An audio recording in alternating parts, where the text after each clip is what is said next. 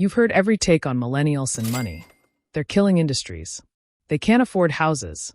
They're drowning in student debt, but somehow paying $7 for oat milk lattes. Financial media loves to mock them. Politicians love to blame them. And yet nobody actually explains what's going on inside their heads when they make financial decisions. Because here is what the think pieces miss. Millennials aren't bad with money. They're rational, in a world that stopped making sense for them, before they ever got their first paycheck. And once you understand the specific economic trauma they grew up inside, every confusing money habit they have suddenly clicks. Let's start with the moment that broke everything. It's 2008. You're 22 years old.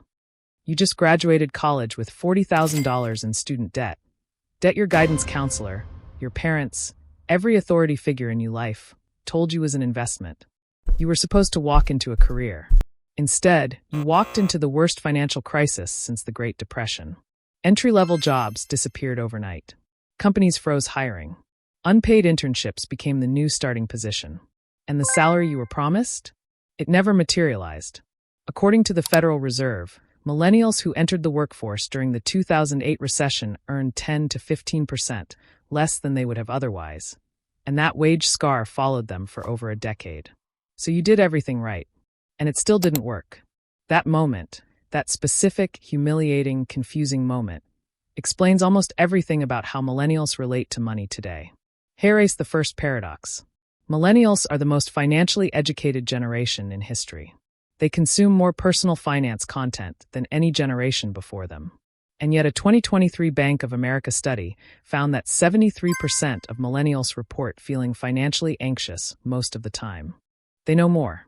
And they feel worse. Why? Because knowledge without power is just awareness of the gap.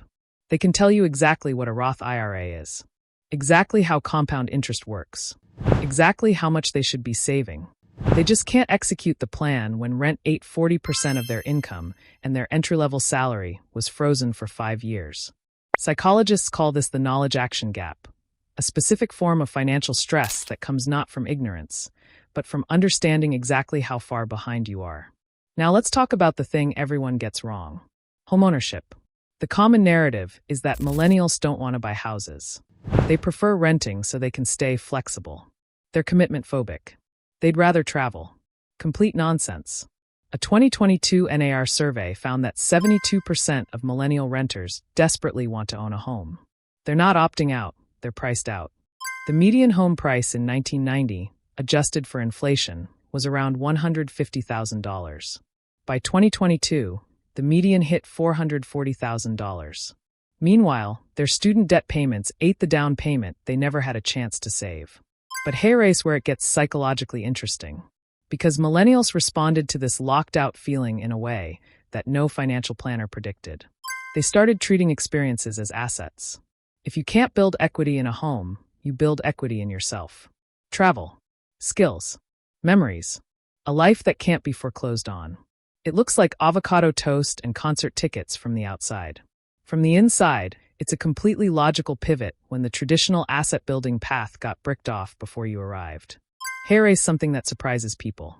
Millennials are actually saving. Not the way boomers did. Not through pensions. Not through a single 40-year career. But they're doing it. Vanguard's 2023 data shows millennials have the highest rate of 401k participation increase of any generation over the last decade.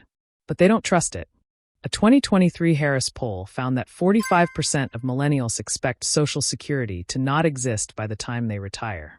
Nearly half believe the stock market will crash before they can cash out.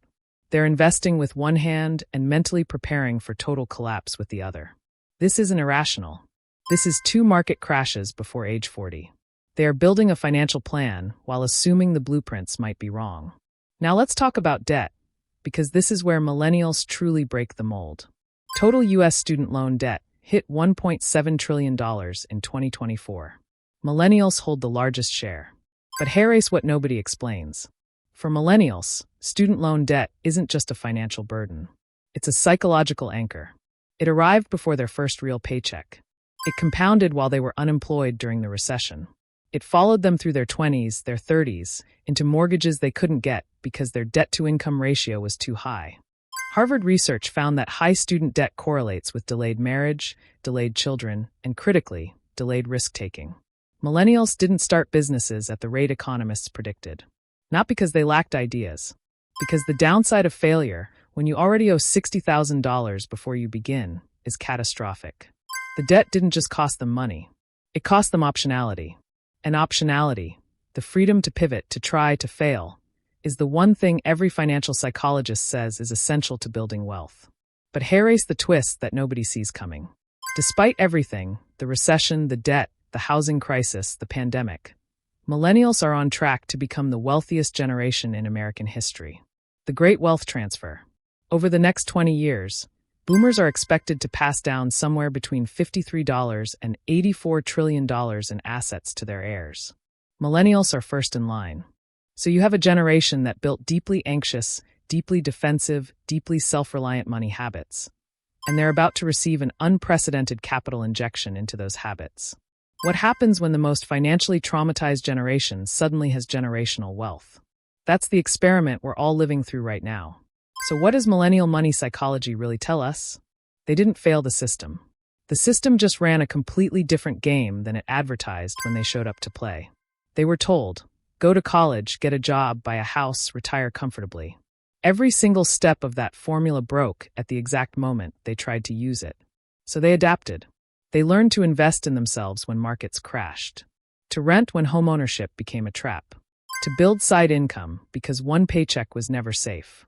They're not broke and irresponsible. They're agile, in a way that no generation before them had to be.